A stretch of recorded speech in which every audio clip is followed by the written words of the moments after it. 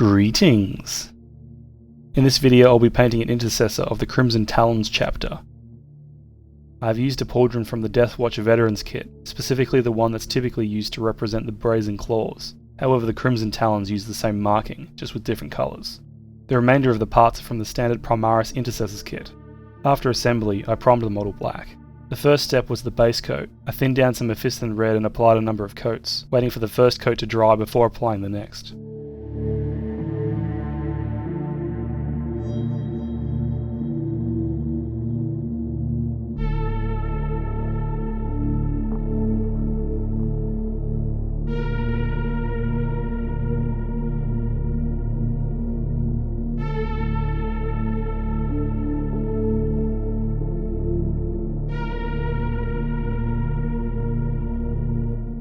I followed the base coat with a dry brush of Evil Sunz Scarlet.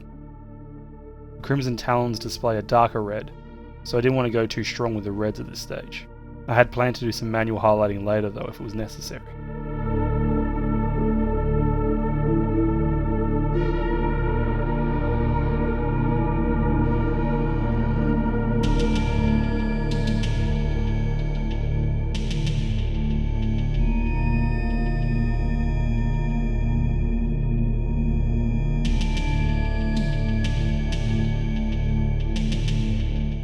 After I was happy with the dry brushed red, I moved to block in the black spots.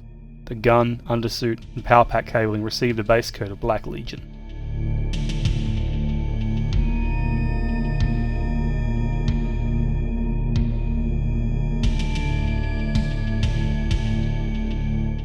Standard Intercessors lack tassets, the hip armour, so it's fairly easy to paint the undersuit around this spot.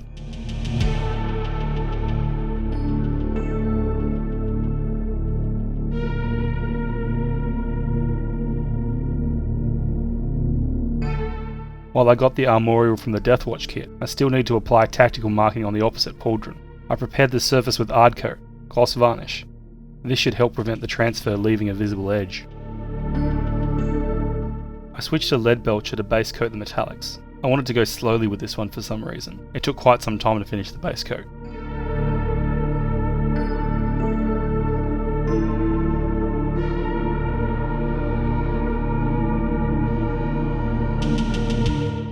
I painted the power pack vents and charging ports as I do with every Space Marine.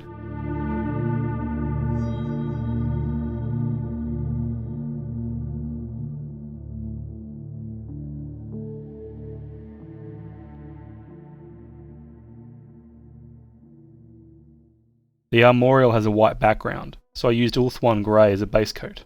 White paints have pretty poor coverage, and while Ulthuan grey is very good for an off-white, it still took a few coats and was a bit messy. I'd planned for this, and intended to go back to the reds later to paint the insignia and clean up any bits where I went over.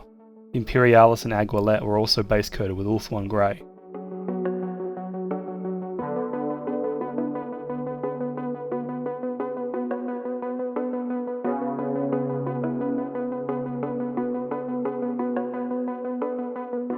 Now that the gloss varnish on the pauldrons has had time to dry, I cut out the tactical marking and numeral transfers. They only need a drop of water to slip off the sheet they come on. It'll soak in and allow the decal to slide freely. I applied microsol over the pauldron to help with the positioning, and as it evaporates, adhesion. I was unsure about the positioning on this one. The Aguilette covers a bit of the pauldron, and I didn't want to have to cut it, so I placed it a bit higher than usual. It was only by a little bit, and I think the final product looks fine. I placed the numeral on top before the tactical markings were set. I wouldn't recommend this, but I'm impatient. Speaking of impatience, I wanted to see what would happen if I did multiple applications of microsol, trying each application with a cotton tip. I started this about 10 minutes after the application of microset, beginning with the typical soft brushing of microsol. The numeral wasn't set, but otherwise it behaved normally, making the decal hug the surface, and removing wrinkles that were forming. I dried that layer with a cotton tip, then I did a second application.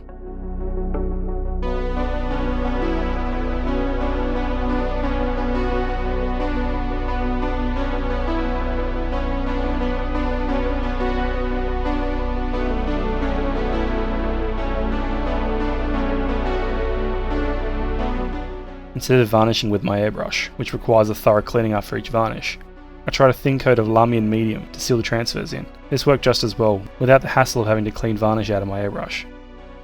Here's how it looks partially dried. I'll still do a coat at the end with a varnish though, this just saves a step in the meantime. I went back to Mephiston red for some cleanup around the white sections.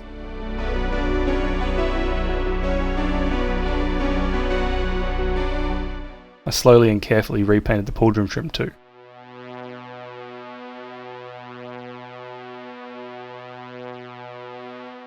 Like most chapters with colours in their name, their armorial reflects that. I painted the Talon in Mephiston red. I went slowly, trying not to make any mistakes.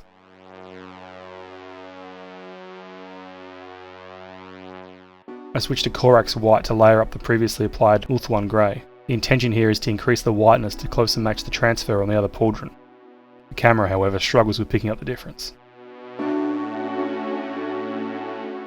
I then switched to a light grey wash for the white. The Imperialis and Aguilet were simple, but I tried to apply it sparingly over the pauldron.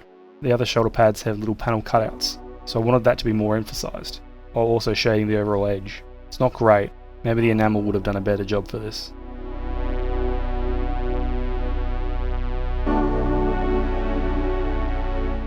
I switched to a dark grey wash for the metallics.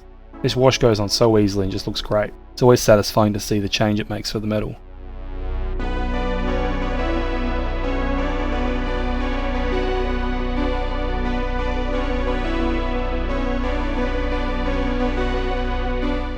Now for the leather. I chose Thondia brown for the base coat. It's more rich compared to Rhinox hide, so I was curious as to how it would affect the leather recipe I've been using recently. I applied this to the belt, the holster with the pouch, and the scroll on the Stalker bolt rifle.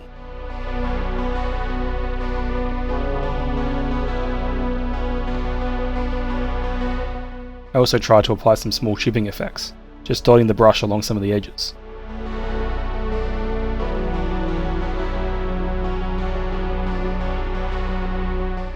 Next I went in with Skrag brown to do some highlights on the leather. This consisted of a thick edge highlight, and some fake highlights over the smooth surfaces to make it look less flat. I did this by painting some thin lines where I wanted the middle to be, then by applying some paint building up towards the middle. The belt was also highlighted during this step.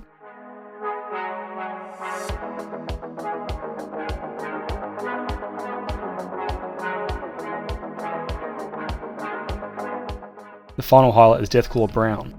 This, when applied sparingly to the centres of the previous layer, adds further texture and depth. Applying it not in a line, but with many small dots and scratches adds to the textured effect that we can expect from leather. I'm really happy with this recipe.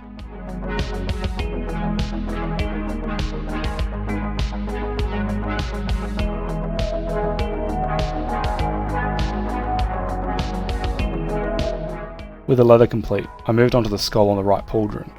I used Steel Legion Drab as a base coat. I also applied this as a layer for the scroll on the weapon, leaving a few spots of the Thondia brown undercoat visible. I highlighted the scroll with Morghast bone, again with a patch application. This should do nicely as a base for some text.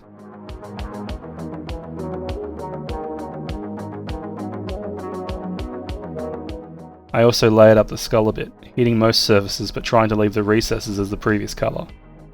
The final highlight of Screaming Skull was applied, along the edges of the bone structure.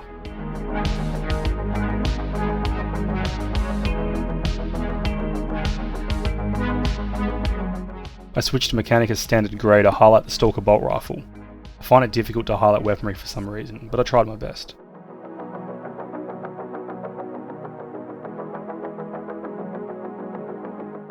I then switched to a 0.15mm micron pen to write some text on the scroll. I start with the middle letter and go out from there. This is pretty difficult, and I would usually do this while holding the model really close to my face, so be glad it's this good. I used Retributor armour for the Aquila hanging from the Aguilet.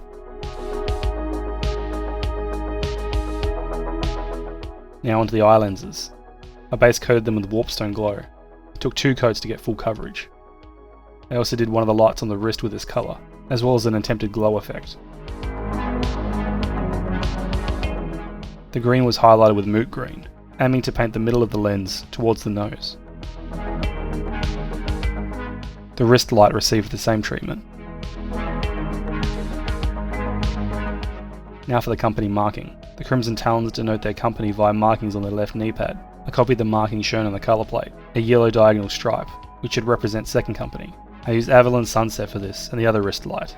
It took a few thin coats for complete coverage.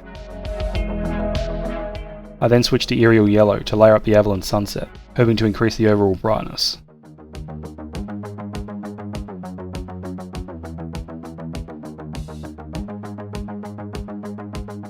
Wanting the lights to look less like paint and more like lights, I used Dorn Yellow to do a final highlight of the yellow light. I followed that with Gauss Blaster Green for the green light.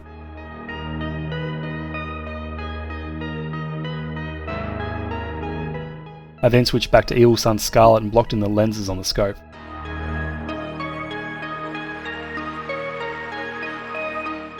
I also took this time to reaffirm highlights and correct mistakes on the red armour, as well as highlighting the Talon insignia.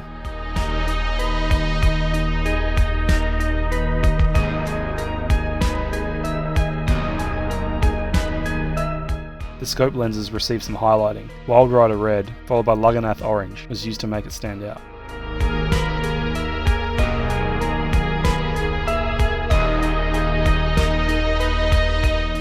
I switched back to Black Legion contrast paint to paint this little wire in the left hand where I missed the undersuit. Now for Enamels. Pretty simple this time, just a bit of thinners and some AK's aircraft engine wash, applied all over. I kept it pretty thin, avoiding pooling and making sure the larger surfaces weren't stained too much. This meant I could skip the reductive step.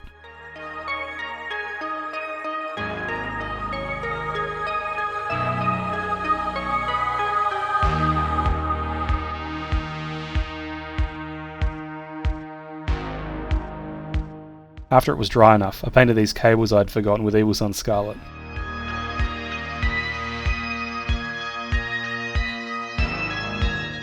After it was fully dry, I based and varnished the model. And here we have it, an Intercessor of the second company of the Crimson Talons. What I thought was going to be a simple paint job ended up being a lot more complicated. I tried a number of new ways of doing things, which stacked up. I'm very happy with the final result though, no real issues this time around, other than some of the steps being out of order or me missing something. The leather is something I'm really happy with, and the weathering of the Imperialis looks great. White is always problematic, and while many suggest other brands, the ones I've tried seem to suffer the same issues. Perhaps it's a climate thing. Anyway, I hope you enjoyed this one. Maybe learn something that can help you with whatever you're working on, or what you're planning to work on. We all seem to have a pile of unpainted stuff somewhere.